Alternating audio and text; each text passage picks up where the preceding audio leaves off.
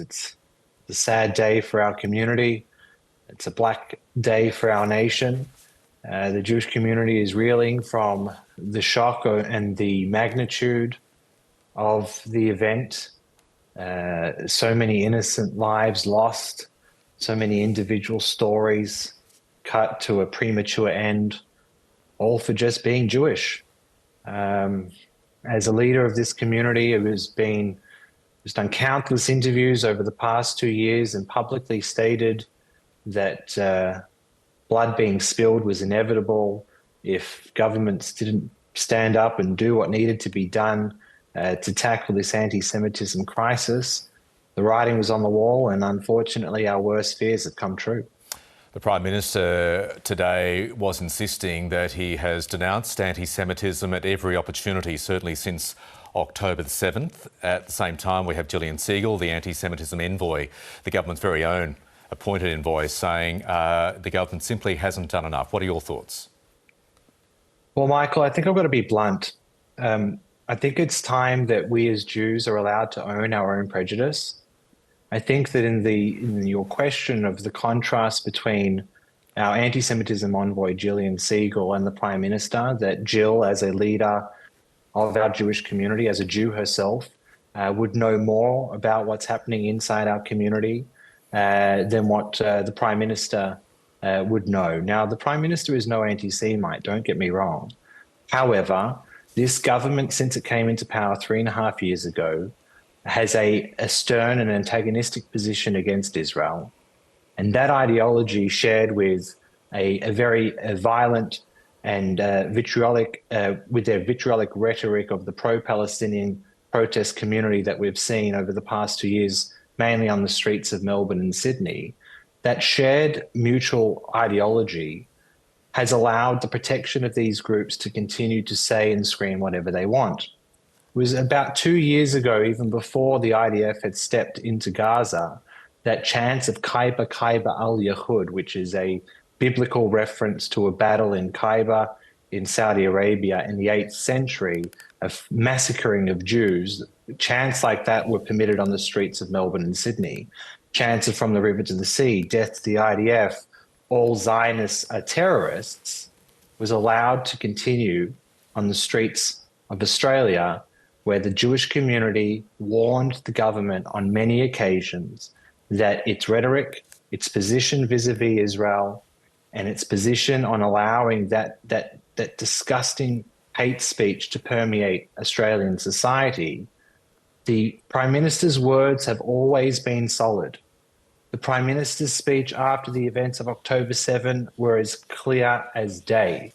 He said to us that he would not allow the scourge of anti-Semitism to come to Australian shores and do what it has exactly done to the Australian community over the past 2 years.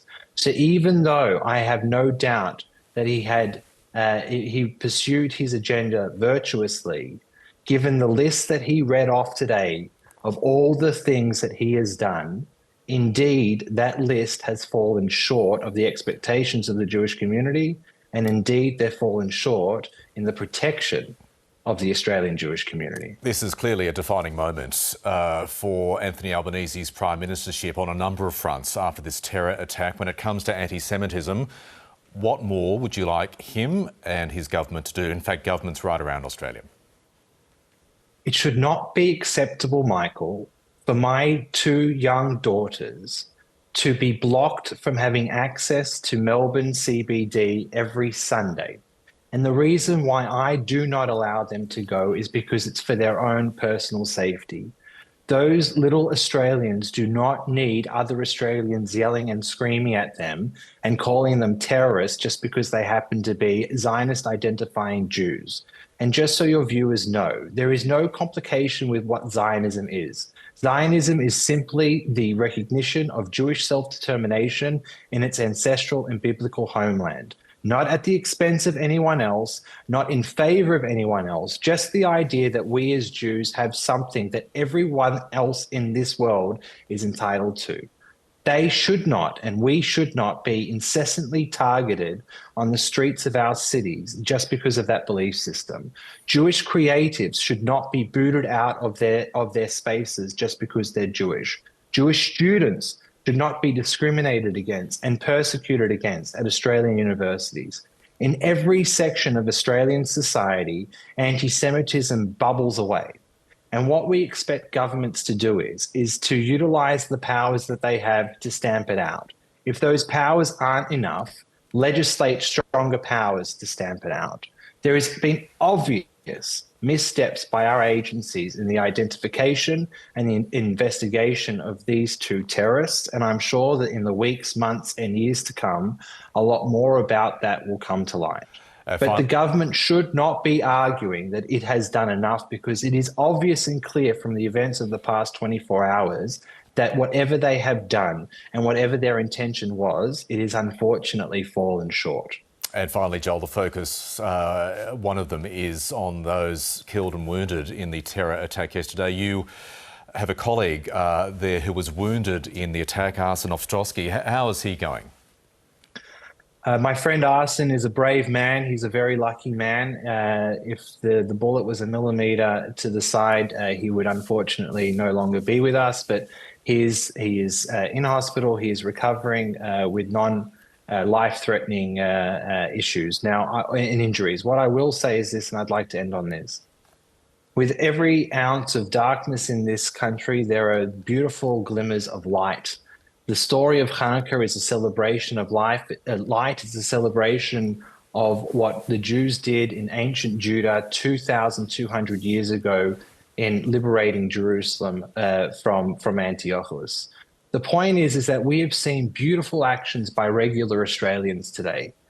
The lines that I saw this morning outside blood banks in Sydney made my heart glow with eternal light of the strength of our Australian community. It's the people of Australia that I have deep faith in that this silent majority that we knew existed for the past 2 years will now hopefully not be afraid and no longer be silent.